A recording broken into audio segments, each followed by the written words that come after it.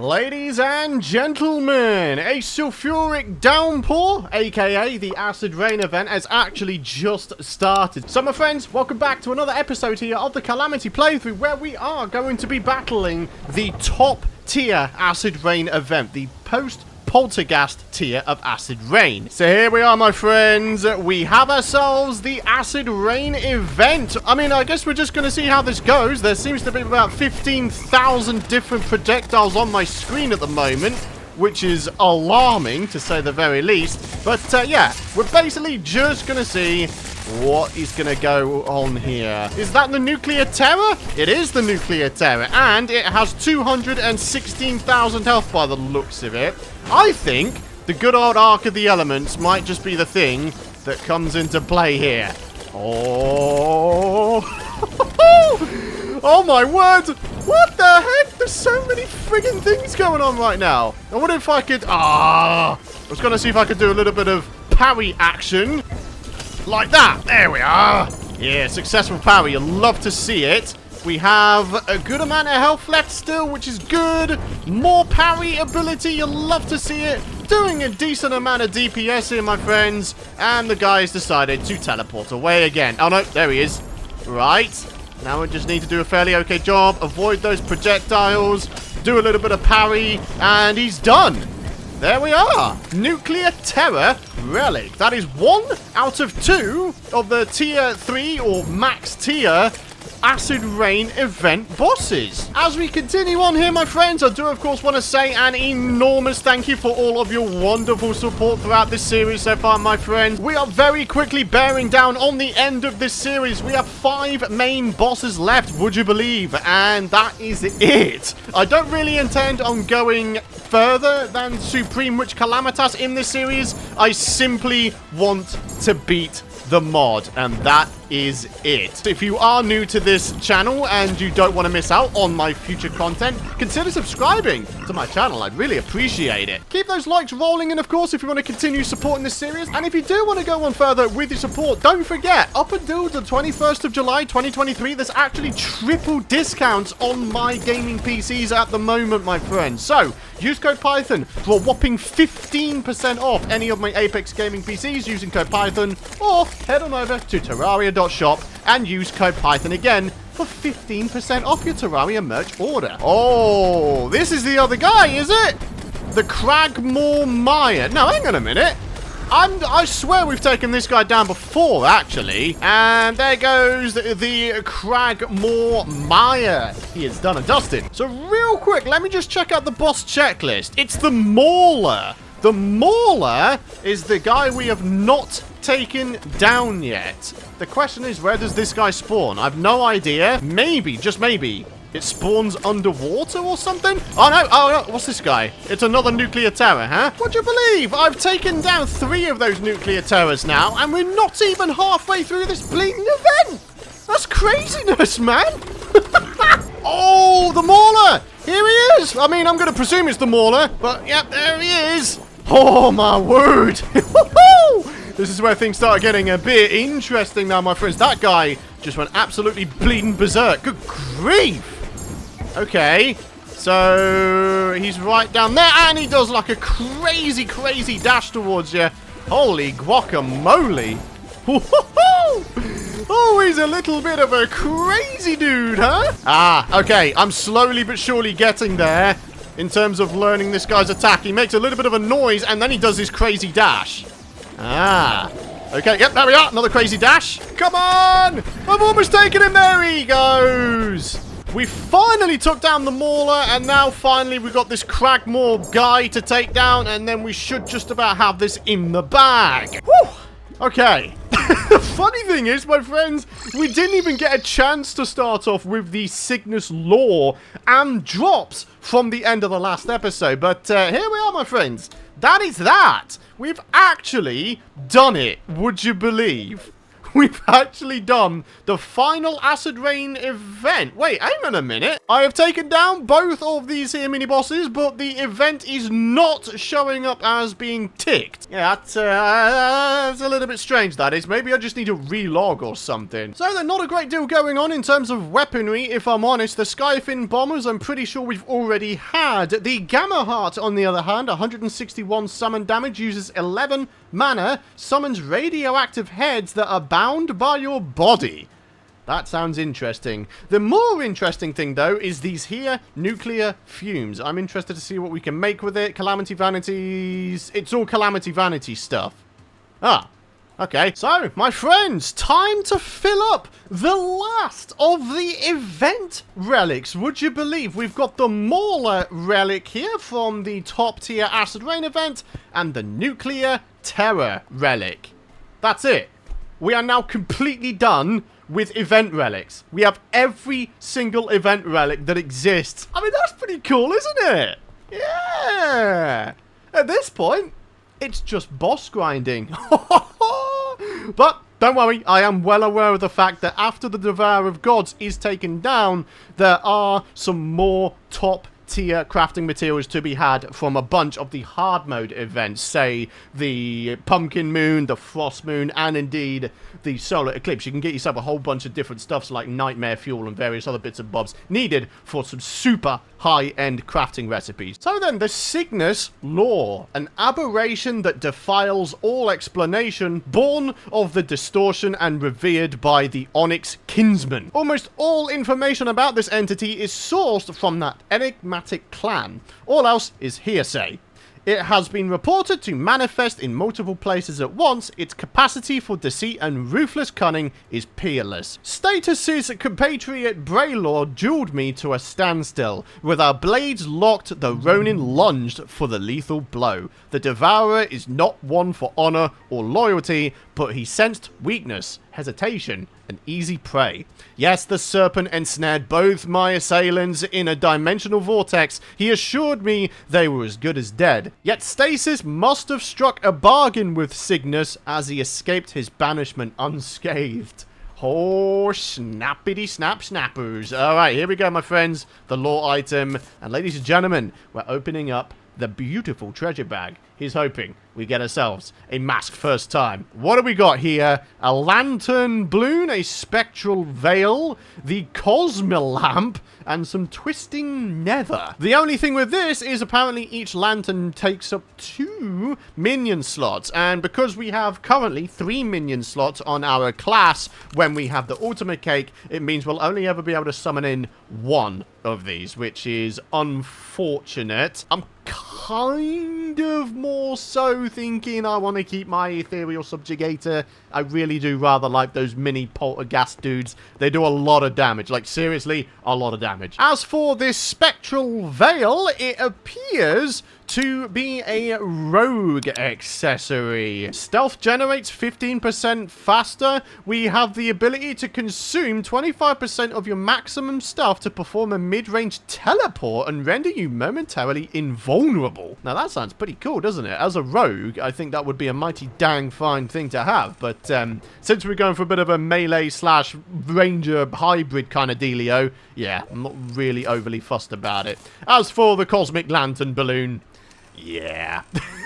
The twisting nether, of course, is the final resource needed for the cosmic worm, the not consumable boss summoner for the Devourer of Gods. But believe it or not, there is actually a different boss we need to do first. Old Duke. Defeat the Acid Rain event post-Poltergeist, or fish using a bloodworm in the sulfurous sea. This, my friends, I'm genuinely nervous about. I've never taken on Old Duke before. The last time I completed a Calamity series was over, would you believe, over 5 years ago. Old Duke was not a boss in this mod 5 years ago. It just wasn't. So this is going to be a very, very interesting one for me personally. But then the same could be said for the Exomechs as well. I've never taken those guys down before. So yeah, got some very interesting times up ahead. But yeah, I think what we need to do is figure out how to get the bloodworms, and then we'll be on our merry way. Hang on a second here, my friends. Death's Ascension requires a Death Sickle, Ruinous Souls, Twisting Nether, and 15 Souls of Night. It does 2,570 damage. That is by far the highest melee damage weapon we're gonna have. That's utterly, utterly, utterly ridiculous.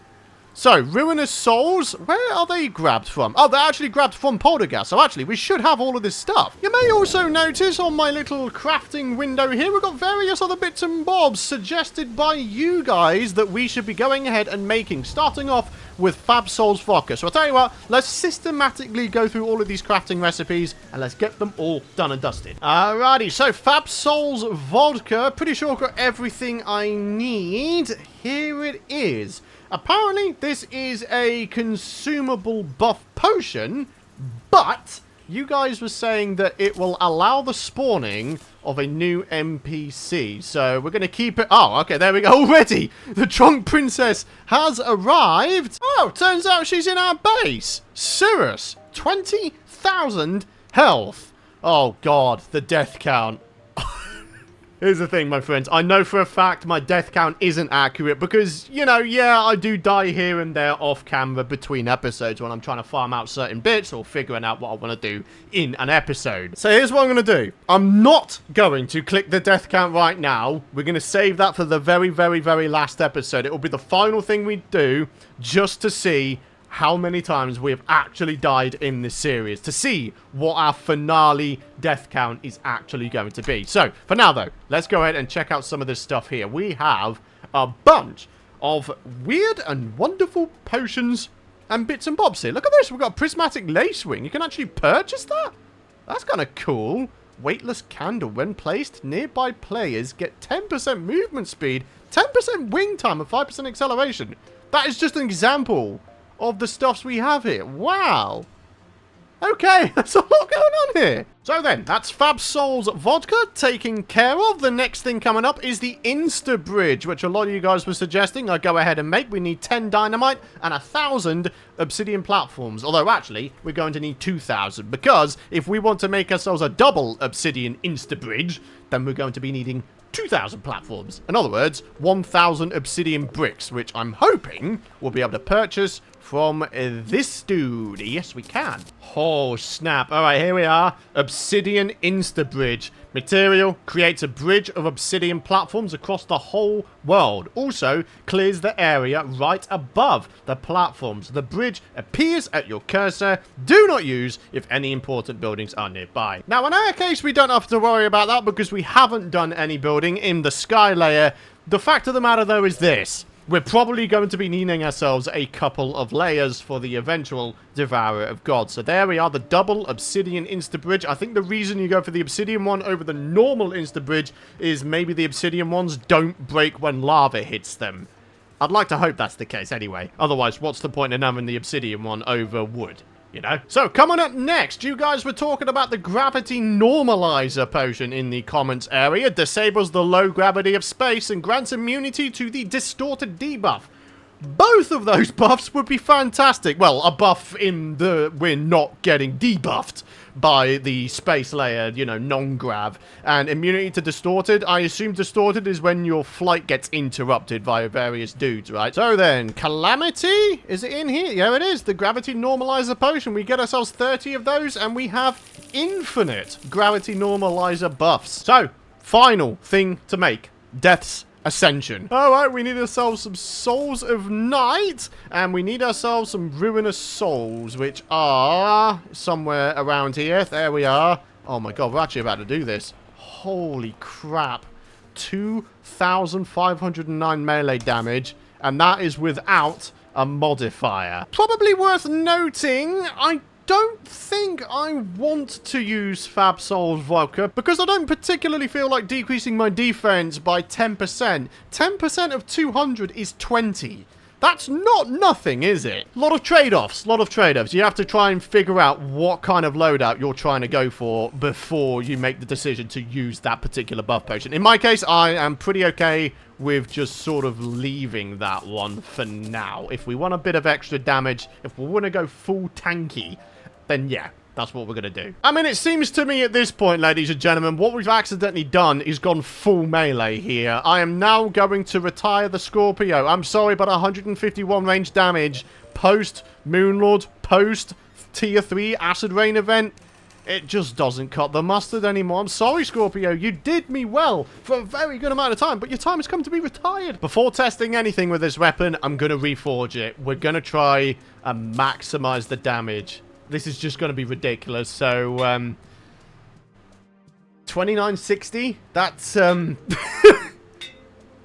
Godly? Can we get better than Godly? No, Godly is top tier. 2,885 melee damage, 55% crit chance. Insane knockback. You can feel the hands of death himself onto yours. Right-click to launch a barrage of homing scythes. Oh, my word. Well, isn't this stupid? Oh, let's try the right-click attack.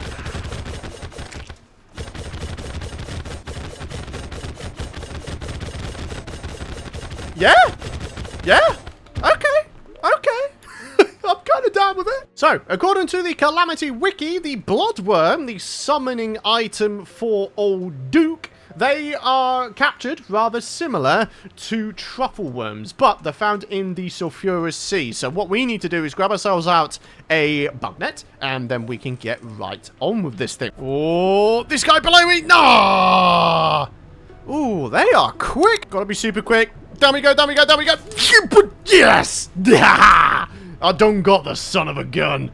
Alright, these guys are way quicker than truffle worms, I'll tell you what. But there we are, Bloodworm, 4,444% bait power. So then, I guess we're going to see, maybe, about trying to get ourselves a couple more of these. I'm thinking 3, maybe 5 of these Bloodworms. And once again, similar to last episode, to finish off today's episode, we are going to give the Old Duke a go. But again, I don't expect to take down Old Duke first time. Not at all, in fact. So, yeah.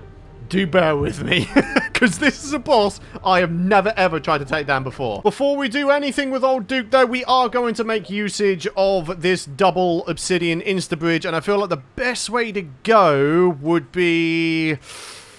Ooh, I'm going to say at the height of this here island here, yeah? And just sort of hope for the best. So, apparently the first platform is placed at the cursor. Wow, that we just did that. And that has done the entire width of the world? It goes all the way across the bloody world. Wow! That's perfect. Bearing in mind, of course, we're going into this first attempt with no arena of any description. We're just going to see what happens, basically. I just want to get a Oh, God, please don't tell me I just accidentally, like, summoned in 50 million of those guys at once, right? No, I don't think I did. I think we're okay. Oh, my good grief. Whoa! Man, yeah? Okay. Okay. Yeah. That's great. Wow. This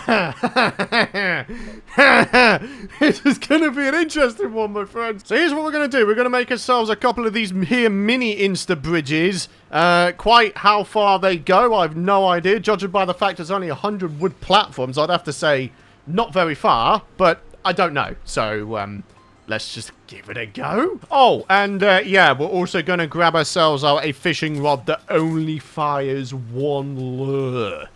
I don't want there to be a possibility of there being multiple Old Dukes at once. Alright, 3 mini insta-bridges. If I was to pop on over to the sulfurous seas, what I'm hoping I'll be able to do is layer a few of these here platforms, maybe just somewhere around here, perhaps? Let's say, yeah, actually, let's say here. Right, how far did that go? Oh my word. Decently far. Okay, okay. And we have a goblin army. You know what? I'm gonna say a big fat no to that. So yeah, goodbye, foul goblins. Right. Oh boy, oh boy, oh boy, oh boy. This is gonna be an interesting one. Oh, snappers. He goes crazy mode. It could be because... Oh, my God. Does so much damage, man. Okay, another dash. Oh, His dash is a little bit different compared to Duke Fishrun. It almost dashes slightly above you. Oh, urchin stinger dudes. Okay. Man, this guy must have a hell of a lot of health. I feel like I'm doing loads of damage, but his health bar is barely going down. That is alarming. Don't you dare. Don't you dare. He's going to do a massive dash, isn't he? Look at him. Oh, you son of a... Oh, my God. Well, the good news is we haven't died immediately, so I'd say that's progress. Right? Oh, good grief. Oh, dear. I think he's enraged. Okay, nope, he's now not enraged. Epic. 7 seconds. And we got a heal. Come on, buddy. There he is. Sometimes he sits just out of your range. It's kind of annoying. Oh, no! Oh, his dash does so much damage. He's about a fifth down, though. I mean, that's not too bad, is it? Hey? Yeah. Come on, buddy. Where are you coming? There he is. Careful now. Yeah, okay. We took him outside of his biome and he got enraged and he did nearly 400 damage to us with his dash attack. Third time lucky? Question mark? I don't know. Either way, final attempt for today's episode. I did, at the end of the day, want to just give this a go. And yeah, giving it a go is exactly what we're doing. You know what? I think it's time to check out some of the post-Moonlord armor. We've already got Astral armor and that is, what, about it at the moment?